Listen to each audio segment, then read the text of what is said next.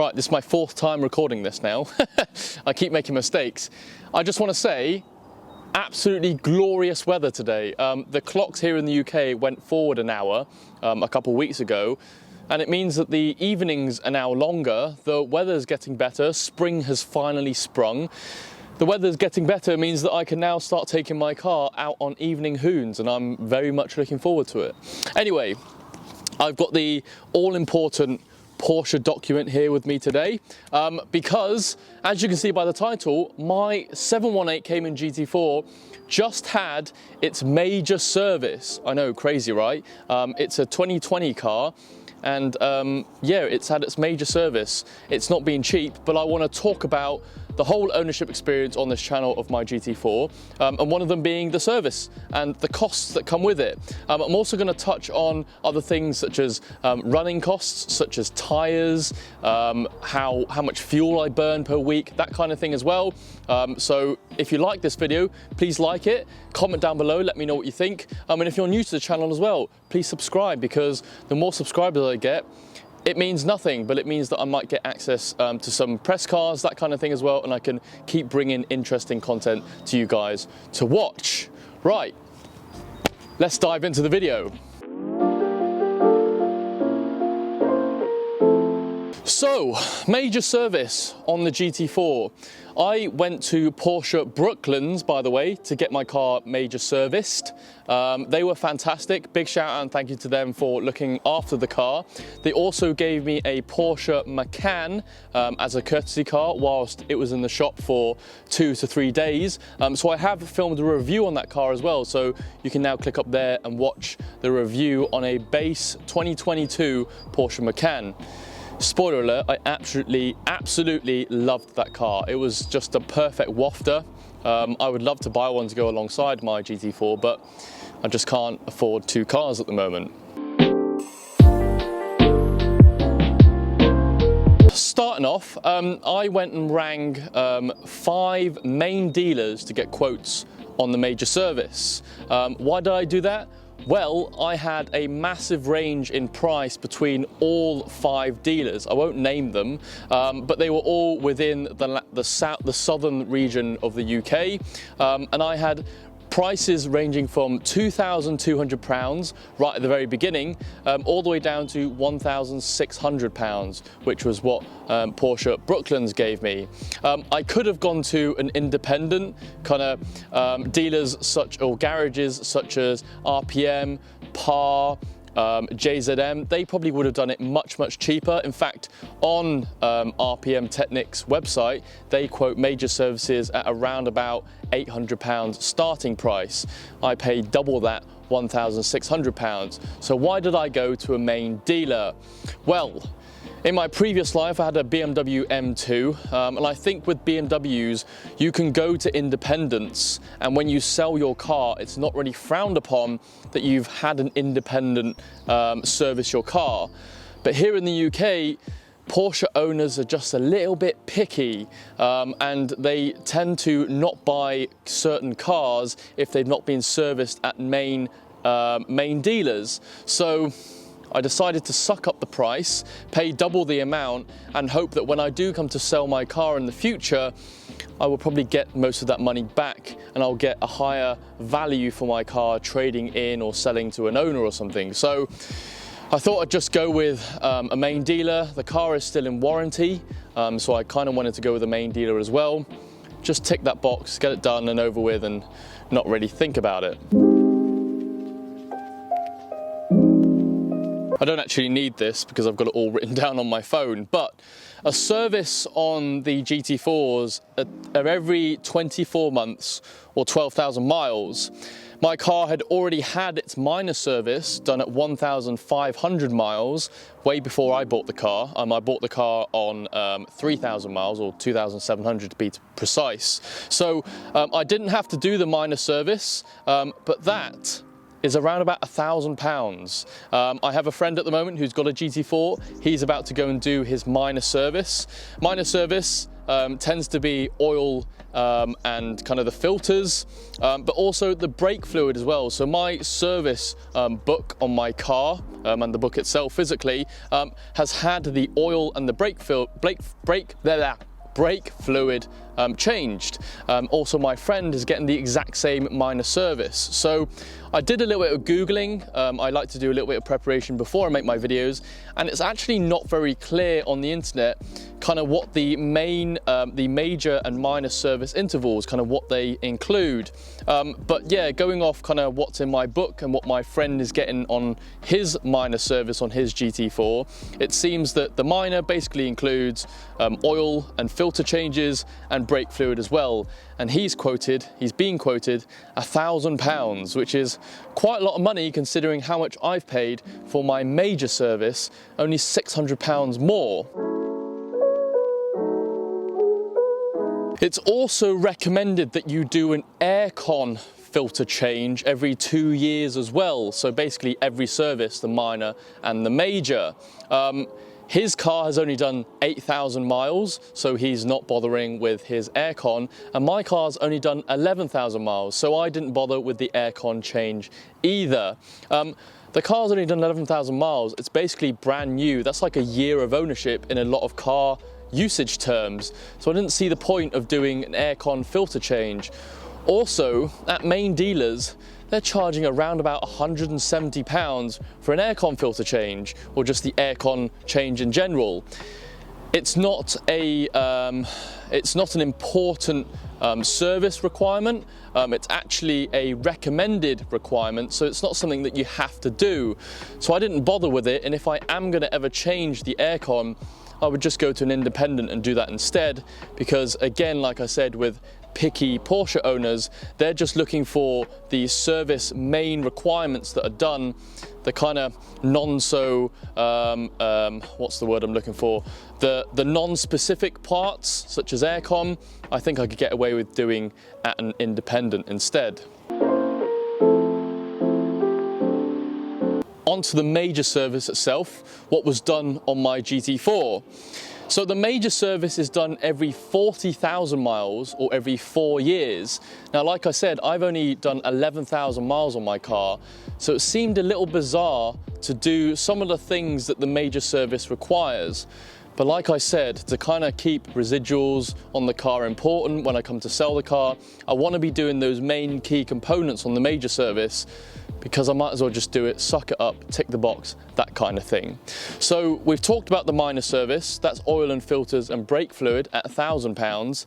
The major service is again oil and filters, brake fluid, but this time we're also changing the spark plugs. You get the drive belt checked or changed if you need to, and then like I've said, aircon is a recommendation but not a major key point of something that you have to do. So that came out to £1,600. Again, spark plugs was a thing that I was kind of scratching my head at. It's only done 11,000 miles, so do you really need to change the spark plugs? I did it anyway, and I did all those 3-4 things, including the drive belt, because I was just thinking the spark plugs have probably been in that car for 4 years. If you think 2023 right now, they were installed in 2019, you might as well change them, right? And plus, like I've said, just do all the major key components that I need to do, tick those boxes, and it is what it is. So yeah, that's my first experience of servicing on the GT4. Now I imagine it's probably cheaper on maybe non-GT products, perhaps Cayman S's, base Caymans, that kind of thing, but I'd be interested to know if you've got 718 Cayman, what kind of prices you've been paying on your minor and major service. The warranty is going to be up in next year actually, so I bought this from Porsche Wilmslow. Because I bought from a main dealer, I automatically got 2 years free warranty added on top of the car. I've had the car for a year now, so it's going to run out next year. To renew the warranty, it's £1,600 for 2 years, which is actually quite good considering my M2 was around about £1,200 every year. And then also again with BMWs, you can just go to independents. It's probably cheaper to get parts replaced, but that's quite expensive, because if you really think about it, £800 on a Porsche every year is actually maybe a little bit more reasonable than my BMW M2. Some key other points about the Porsche GT4. Road tax here in the UK is now £520 if your car is less than 5 years old, which this car is. So I pay a premium on tax. If you don't know about tax here in the UK on the road tax, if your car is over, I think, £40,000 list price, you pay a premium on top of that just because it costs more. So we all use the same roads here in the UK, but just because I've got a more expensive car, I've got to pay more than someone with a cheaper car, which is absolutely bonkers. But what's also more crazy is someone with an M2 that cost £40,000 when their car was brand new, sorry, £50,000 when their car was brand new, pays the same amount of road tax as someone with a Ferrari Pista, which is completely 3 times the price. It's more than that, 4 times the price. So road tax here in the UK is a bit of a joke. Also, there's potholes everywhere, so clearly the money is not being spent well. Anyway, insurance, I pay about £900. I am nearly 30 years old. I know it's getting pretty mad at the moment. I used to think 30 was old, but I don't think 30 is really that old anymore. I've been driving since I was 21, I think I want to say. So I've got a good couple years of no claims and kind of road experience. So insurance is £900, which, to be fair, isn't too bad. My M2 was £800, my M140 previous to that was £1,200. So I've always spent around about £1,000 on car insurance a year. For a GT4 that's, you know, double the price of the M2, it's not too bad. It's about £70 a tank of fuel, and the size of the tank is 75 litres. That typically lasts me about a week of driving. That means I go to the supermarket maybe once a week, I go to work maybe once or twice a week, and then that gives me a weekend of hooning around with my friends. The tank of fuel for £70 basically lasts me a week, 5, 6 to 7 days. So, you know, times that by 4, you can see how much money I'm spending on fuel per month. Final point about ownership, servicing costs, running costs of owning the GT4, tyres. You know, these are consumable. I haven't got to replacing the brake pads yet on my car. I have been out on track in it. You can watch that video here. I did a track day at Bedford. The brake pads are still running perfectly fine. I've still got loads of brake pad on them, so I haven't had to replace them yet, so I can't tell you how much that costs. But tyres, I've done a track day in that. I've had these tyres for at least a year, and I think these are the original tyres on the car from factory. So I'm going to be needing to replace my tyres very soon, and so I've been online looking at how much all that costs. Currently the car is running Cup 2 tyres, and if you didn't know, Porsche tyres need to be N rated. There's something about, I've heard rumours where if you put tyres onto your car that are not N rated, it means that it's no longer under warranty. Basically, Michelin have developed a set of tyres specifically for the Porsche, and so they're basically N-rated tyres. You've got Michelin Pilot 4S tyres, which is an N+0, and then the Cup 2s are an N+1, so it means they've been developed one stage further. So currently I'm running Cup 2 tyres, and Cup 2s, as you know, are a little bit sketchy in the winter, but fantastic in the summer. They were great on track, but I think my type of driving, I would probably be better off with 4S tyres, a bit more of an all-round weather tyre, so I can have fun in my car in the winter and in the wet, and in the summer I'll probably have the same amount of driving experience. So when the time comes, I may swap to 4S tyres, which are actually cheaper. But anyway, fully fitted, a set of rear Cup 2 tyres are £350 each, so you're looking at £700 for a set. And then fronts on the Cup 2s are £325 each as well. I've got about, according to my servicing major service documents, I've got 5mm left on the front and I've got 4mm left on the rear. The recommended legal limit, I think, is 1mm. Correct me if I'm wrong, guys, in the comments, but you should change them at 3mm. So I've got 1mm left on the rears. I'll be needing to change them very soon, but on the fronts, I've probably got a good couple thousand miles on the fronts before I need changing for them.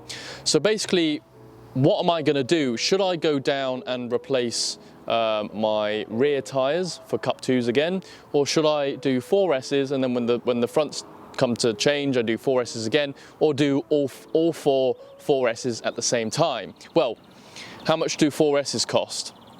A set of rears for 4Ss N+0, by the way, are 315. So 350 for Cup 2s, 315 for rears on 4Ss. There's the price difference. And then a set of, a single tyre on the fronts on 4Ss N+0 is 270.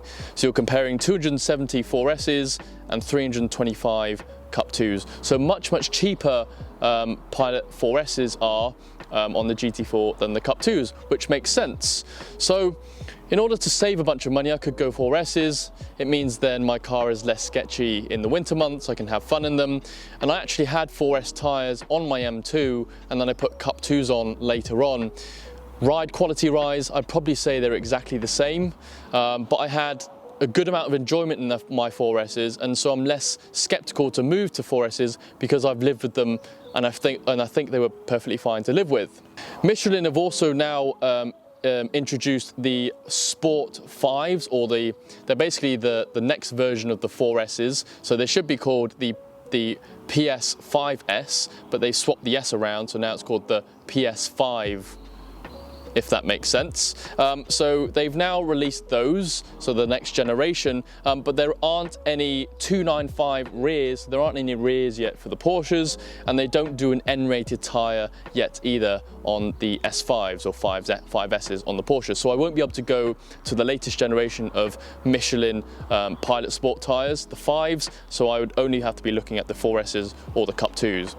A very long-winded clip. Hope that makes total sense, but I will probably end up doing just the rears when the time comes, just doing the Cup 2s, and yeah, living with it. So there you have it. There's the running costs of my GT4, the major service costs of how much I've paid. I'm really looking forward to next year spending £1,600 extending the warranty on this. Cannot wait, but yeah, it is what it is.